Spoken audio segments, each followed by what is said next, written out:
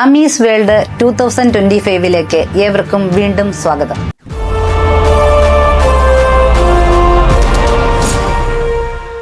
ഇന്ന് നമുക്ക് family court കേസുകൾ എന്താണെന്ന് നോക്കാം.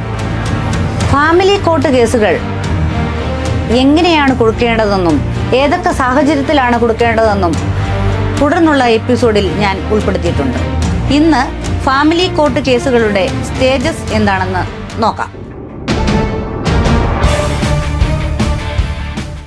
ആദ്യം നാം കോടതിയിൽ പെറ്റീഷൻ ഫയൽ ചെയ്യുന്നു. കോടതി എതിർകക്ഷിക്ക് നോട്ടീസ് അയക്കുന്നു. അവർ ഹാജരായാൽ കൗൺസിലിങ്ങും മീഡിയേഷനും ഉണ്ടാകും. ഏത് വിധേനയെങ്കിലും കേസ് ഒത്തുതീർപ്പിലാക്കാൻ കഴിയുമോ എന്ന് ശ്രമിക്കുകയാണ് ചെയ്യുന്നത്. ഇനി കേസ് ഒത്തുതീർപ്പായില്ല എങ്കിൽ കോടതി തുടർ നടപടികളിലേക്ക് പോകുന്നു. എതിർകക്ഷിക്ക് റിട്ടേൺ സ്റ്റേറ്റ്മെന്റ് ഫയൽ ചെയ്യാം. ഹർജിക്കാരന് അതിൻ്റെ റിപ്ലൈ സ്റ്റേറ്റ്മെന്റും ഫയൽ ചെയ്യാം.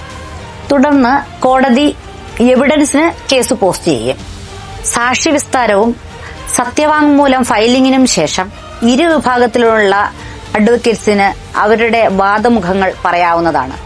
തുടർന്ന് കോടതി ജഡ്ജ്മെന്റ് പുറപ്പെടുവിക്കുന്നു. ഇ കോർട്ട് എന്ന ആപ്പിൽ കയറി കേസിന്റെ സ്റ്റാറ്റസ് പരിശോധിക്കാവുന്നതാണ്. എല്ലാ പോസ്റ്റിങ്ങിനും കോടതിയിൽ നിർബന്ധമായും പോകുക.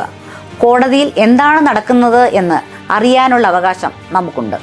ഡൈവോഴ്സ് കേസിന്റെ കൂടുതൽ വിവരങ്ങൾ തുടർന്നുള്ള എപ്പിസോഡിൽ കാണാവുന്നതാണ്. Keep watching Ami's world 2025. Thank you.